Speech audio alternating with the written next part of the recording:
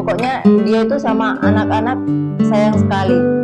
Dia perhatikan kebutuhan anak-anak itu. Dia merasakan pada waktu dia kecil kebutuhannya sebagai anak-anak itu tidak terpenuhi, sehingga pada saat ini ketika dia memiliki anak, keinginan anak-anak mau beli ini, mau itu, dia penuhi sepanjang beliau itu punya kemampuan.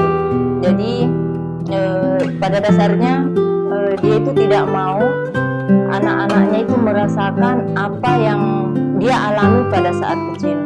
Sangat perhatian, sangat bertanggung jawab. Jadi beliau itu berusaha untuk meluangkan waktu untuk kami.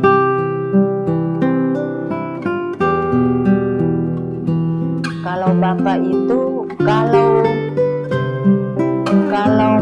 baru kita belum kenal, dia itu tipikal cuek.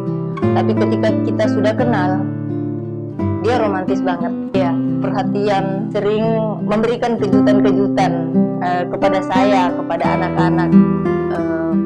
Saya menikahkan Pak Basri itu belum jadi apa-apa. Dia masih sana sini, belum memiliki pekerjaan yang tetap. Nanti 2 tahun setelah kami menikah, baru alhamdulillah beliau terpilih jadi dewan. Nah, sejak saat itu saya itu memang sudah menyatukan mental saya bahwa Pak Basri ini merupakan figur, merupakan public figure di masyarakat. Itu gampang sekali terpancing emosi dengan kegiatan-kegiatan beliau setelah terpilih jadi dewan. Banyak sekali kegiatan-kegiatan di luar yang mungkin bisa saja ketika perempuan atau pendampingnya itu tidak memiliki mental yang kuat, akan terpancing mungkin emosi kah, marah kah. Kemudian kalau meluangkan untuk saya sendiri, meluangkan waktu untuk di keluarga sebagai ketua Dikrenas, DAPK, KGOW, dan organisasi-organisasi lain, saya terus terang saja berusaha melihat kegiatan di PKK atau organisasi lain itu dari urgensinya, dari prioritasnya. Kalau memang itu sangat penting, saya usahakan untuk bisa melakukan kegiatan itu, untuk melaksanakan kegiatan itu. Tapi kalau tidak terlalu penting, karena pada saat itu anak-anak masih kecil, 4 tahun yang lalu, ya hampir kurang lebih 4 tahun yang lalu, anak-anak masih kecil, sehingga memang mereka itu butuh perhatian. Termasuk Pak Basri juga butuh perhatian, bukan karena beliau sudah menjadi seorang pejabat, tapi sekalipun begitu dia juga butuh perhatian, beliau juga butuh perhatian. Oleh karena itu saya sempat harus berusaha memang untuk menyempatkan diri untuk menyiapkan waktu, memperhatikan, menyiapkan makanannya, menyiapkan bajunya, kemudian memperhatikan kebutuhan-kebutuhan beliau yang ada di dalam rumah.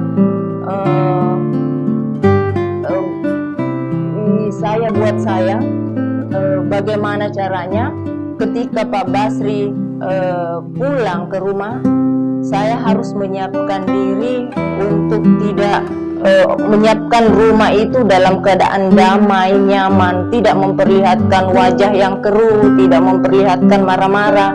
Dan memang boleh ditanya ke Pak Basri, apakah saya pernah marah ketika beliau berhadapan dengan saya, ketika beliau pulang dari kantor, karena saya usahakan untuk tidak terpancing oleh suasana apapun. Dan saya juga berusaha untuk lebih dewasa, lebih melihat sesuatu itu dari sisi positifnya. Saya tidak mau melihat dari sisi negatif, karena itu akan memancing permasalahan, pertengkaran antara suami istri. Saya lebih melihat ke sisi positifnya, sisi baiknya. Dan alhamdulillah karena bukan dari saya saja seperti itu, Pak Basri juga seperti itu. Beliau itu nggak melihat sesuatu itu kalau ada masalah itu, dia tidak serius untuk selalu mempermasalahkan itu atau mengulang-ulang permasalahan itu. Kalaupun ada masalah, udah selesai di situ. Untuk besoknya lain lagi, seperti itu.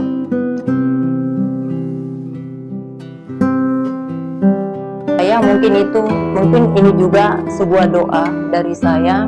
Saya berharap Pak Basri nantinya bisa sukses, bisa lebih amanah, mungkin memimpin Kota Bontang, dan yang terpenting adalah menjaga kesehatannya beliau itu, karena berulang kali saya selalu mengingatkan tentang kesehatan beliau itu, tapi ya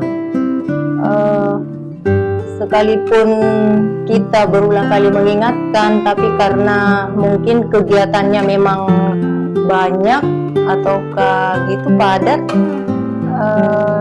terkadang pesan kita untuk hal seperti itu diabaikan. Jadi dia mengikuti kegiatan-kegiatan beliau. Pak Basri itu adalah sosok suami yang sangat bertanggung jawab.